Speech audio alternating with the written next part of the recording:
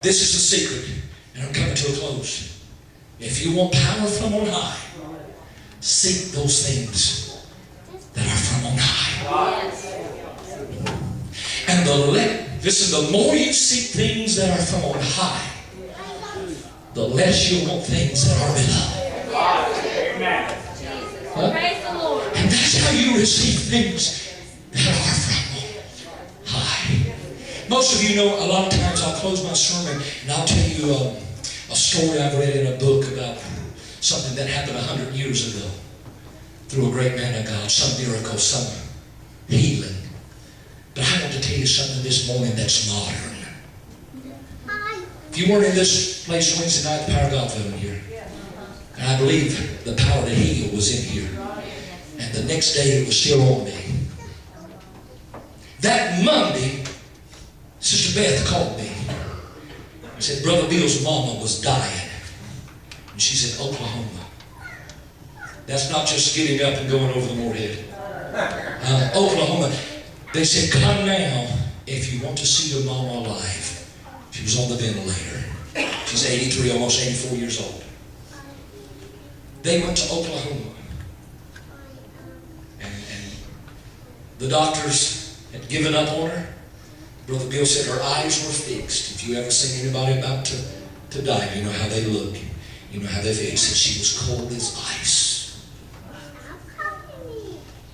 They were lucky if she even knew he was in the room. One of the family members tried to get a hold of their pastor, couldn't get a hold of him. 3 days later, 4 days later, on a Thursday, somewhere around 2 o'clock maybe, I'm not sure, Beth called me and said, we want to put you on the speakerphone. Now believe me, I'm not patting me on the back. I'm talking about the power of God and how real it is.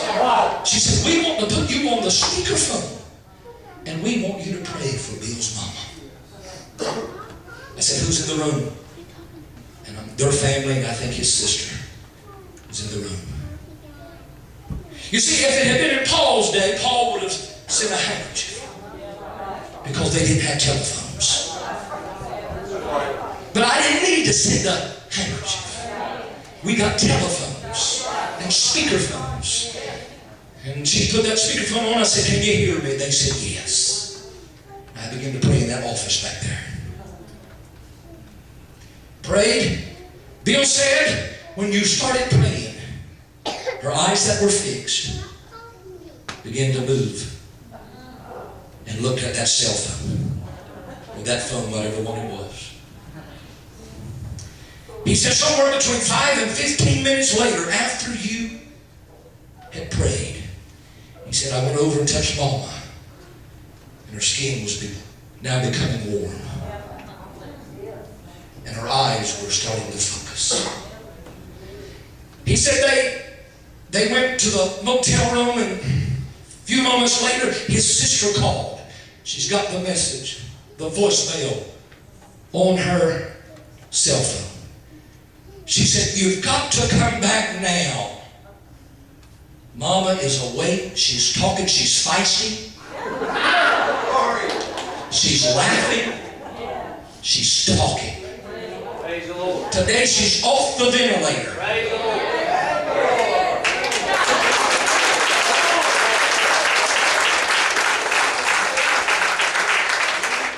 The doctor says, I don't understand it.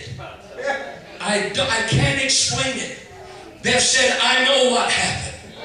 My pastor prayed in Harker's Island. The nurse said, I've never seen anything like this.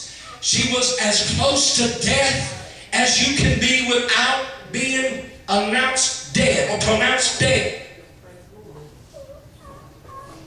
I think later they got a hold of their pastor. He said, I got your voicemail and I prayed on Monday. He said, but evidently my prayer didn't do any good, but that pastor from Harker's Island got it done. No, there is a higher power. Sister Mary, there is a power from on high that everybody doesn't know about, Brother Dallas. Everybody's not convinced about it. Everybody doesn't believe it, but I am totally convinced that there is a real power, a real Holy Ghost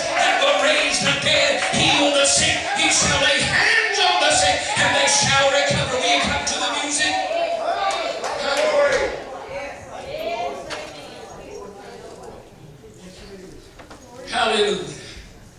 Now listen, that lady's almost 83 years old. I know that she's not going to live much longer. You know that.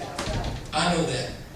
If she dies this coming week, Brother Bill, God still touched her. And it could have been for that lost sister that was in that room. That's why I asked, who's in that room? There was a purpose. These signs that follow the believer, they are for those that don't believe. They're for the unbeliever, that they might believe. Brothers and sisters, I didn't read that in a Smith Wigglesworth book. No, I didn't read it there. That didn't happen 1906. That happened in 2010. Just a few days ago. Let me ask you this. Is there anybody in this building? You're lost. You know you're lost. You know if you were to die today, you would step out into eternity. You don't have to. You don't have to. Because it was necessary that Christ should suffer and die and live again. So you can have life and have it more abundantly. You can bow your heads, hands, your minds, and clothes.